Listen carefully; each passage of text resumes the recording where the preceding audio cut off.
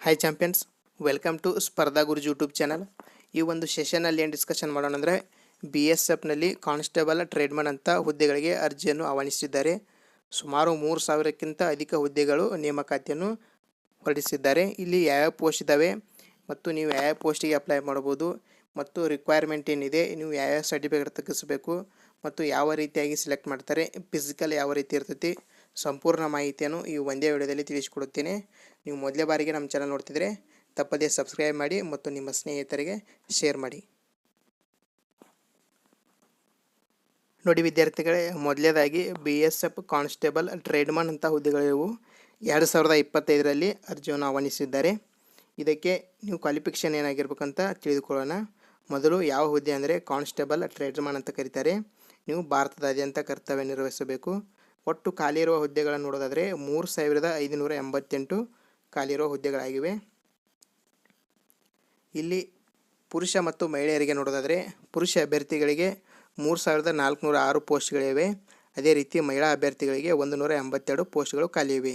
ಇಲ್ಲಿ ನೀವು ನಿಗದಿಪಡಿಸಿರುವ ಯಾವುದಾದ್ರೂ ವಿದ್ಯಾಸಂಸ್ಥೆಯಿಂದ 10ನೇ ತರಗತಿಯನ್ನು ಪಾಸಾಗಿರಬೇಕು ಮತ್ತು ಇದರ ಜೊತೆಗೆ ಬೇರೆ ಬೇರೆ ಹುದ್ದೆಗಳಿಗೆ ಬೇರೆ ಬೇರೆ ಕ್ವಾಲಿಫಿಕೇಷನ್ ನೀಡಿದ್ದಾರೆ. ಅದನ್ನು ಸಂಪೂರ್ಣವಾಗಿ ತಿಳಿದುಕೊಳ್ಳೋಣ.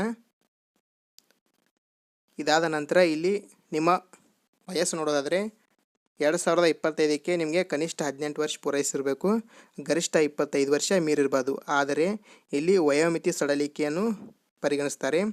SC ST ಅಭ್ಯರ್ಥಿಗಳಿಗೆ 5 ವರ್ಷ ನಡೀತೈತಿ, ಅಂದರೆ 25ರಿಂದ ನಿಮಗೆ 30 ಇದ್ರೂ ನಡೀತೈತಿ. OBC ಅಭ್ಯರ್ಥಿಗಳಿಗೆ 3 ವರ್ಷ ವಯೋಮಿತಿ ಸಡಲಿಕೆಯನ್ನು ನೀಡಿದ್ದಾರೆ, ಅಂದರೆ 28 ಲಾಸ್ಟ್ ಏಜು OBC ಅವರಿಗೆ. ಮತ್ತು JM ಕ್ಯಾಂಡಿಡೇಟ್ಗಳಿಗೆ 25 ಏಜ್ ಲಾಸ್ಟ್.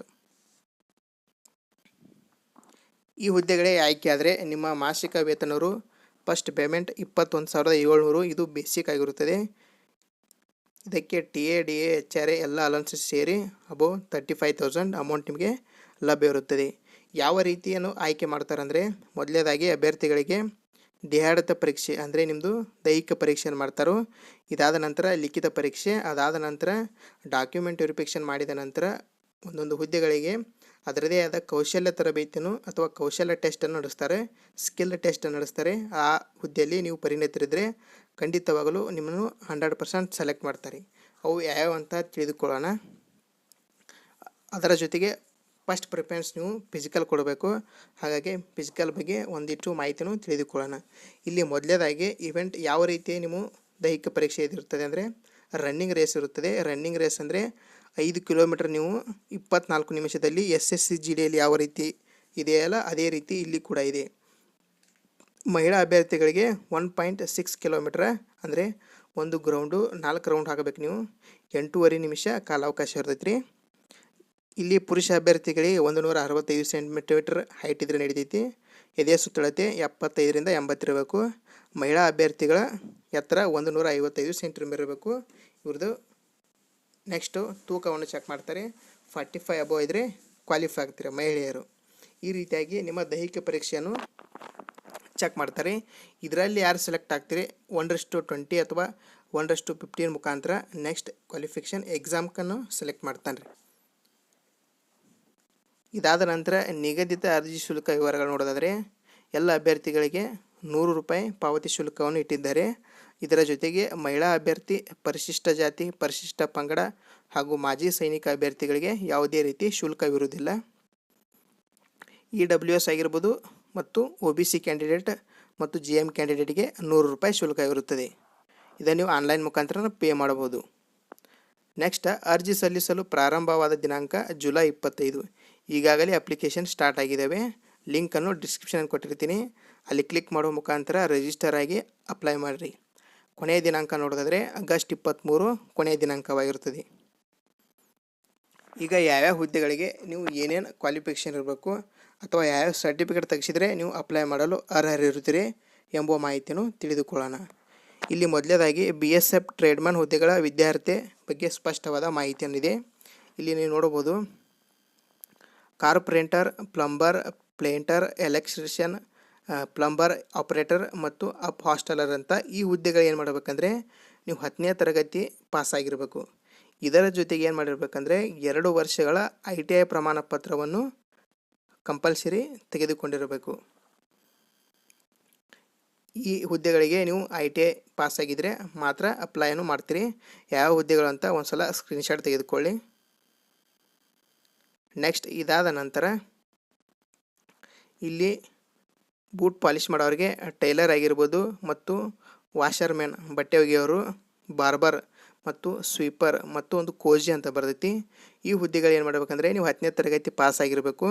ಇಲ್ಲಿ ಯಾವುದೇ ರೀತಿಯ ಅನದರ್ ಸರ್ಟಿಫಿಕೇಟ್ ಕೇಳಿಲ್ಲ. ಆದರೆ ನೀವೇನು ಮಾಡಿರಬೇಕು, ಈ ಕೆಲಸದಲ್ಲಿ ಕೌಶಲ್ಯವನ್ನು ಸ್ಕಿಲ್ ಟೆಸ್ಟನ್ನು ಹೊಂದಿರಬೇಕು.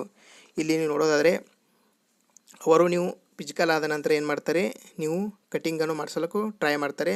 ಅಲ್ಲಿ ನೀವು ಕರೆಕ್ಟಾಗಿ ಮಾಡಿದರೆ ಅಲ್ಲಿ ನೀವು 100% ಸೆಲೆಕ್ಟ್ ಆಗ್ತೀರಿ.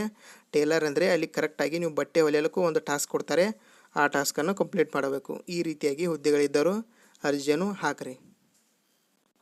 ಇನ್ನು ನೆಕ್ಸ್ಟು ಕುಕ್ಕು, ವಾಟರ್ ಕ್ಯಾರಿಯರು ಮತ್ತು ವೇಟರ್. ಈ ಹುದ್ದೆಗಳಿಗೆ 10ನೇ ತರಗತಿ ಪಾಸ್ ಆಗೋದ್ರ ಜೊತೆಗೆ ಒಂದು NSQF ಲೆವೆಲ್ 1 ಕೋರ್ಸ್ನ ಆಹಾರ ಮತ್ತು ಕಿಚನ್ ಕ್ಷೇತ್ರದಲ್ಲಿ ಏನು ಮಾಡ್ತಾರೆ, ಒಂದು ಸರ್ಟಿಫಿಕೇಟನ್ನು ಕೊಡ್ತಾರೆ. ಆ ಸರ್ಟಿಫಿಕೇಟನ್ನು ಪಡೆದಿರಬೇಕು ನೀವು. ಅದರ ಜೊತೆಗೆ ರಾಜ್ಯ ಮತ್ತು ಕೇಂದ್ರ ಬೋರ್ಡ್ ಹೊರತಾದ ವಿದ್ಯಾರ್ಥಿ ಹೊಂದಿರುವ ಅಭ್ಯರ್ಥಿಗಳು ಭಾರತದ ಸರ್ಕಾರದಿಂದ ಹೊರಡಿಸಲಾದ ಪ್ರಮಾಣ ಪತ್ರವನ್ನು ನೀಡಿರಬೇಕು. ಅದು 10ನೇ ತರಗತಿಯ ಸಮಾನವೆಂದು ಘೋಷಣೆ ಮಾಡಿರಬೇಕು. ನೀವು 100% ಬೋರ್ಡ್ ಎಕ್ಸಾಮ್ನಿಂದ 10th ಪಾಸ್ ಆಗಿರಬೇಕು. ಈ ರೀತಿಯಾಗಿ ಹುದ್ದೆಗಳು ಅವುಗಳಿಗೆ ಅನುಗುಣವಾಗಿ ಸ್ಕಿಲ್ ಟೆಸ್ಟ್ ಆಗಿರ್ಬೋದು, ITI ಆಗಿರ್ಬೋದು, ಈ ರೀತಿ ಕೇಳಿದ್ದಾರೆ. ನಿಮಗೆ ಯಾವುದು ಸೂಕ್ತವಾಗಿದೆ, ನೀವು ITI ಕಂಪ್ಲೀಟ್ ಮಾಡಿದರೆ ಈ ಒಟ್ಟು ಹುದ್ದೆಗಳಿಗೆ ಅರ್ಜಿ ಸಲ್ಲಿಸಿರಿ. ಫಿಸಿಕಲ್ ಆದ ನಂತರ ನಿಮ್ಮದು ಸ್ಕಿಲ್ ಟೆಸ್ಟ್ ಮಾಡಿದ ನಂತರ 100% ನೀವು ಸೆಲೆಕ್ಟ್ ಆಗ್ತೀರಿ.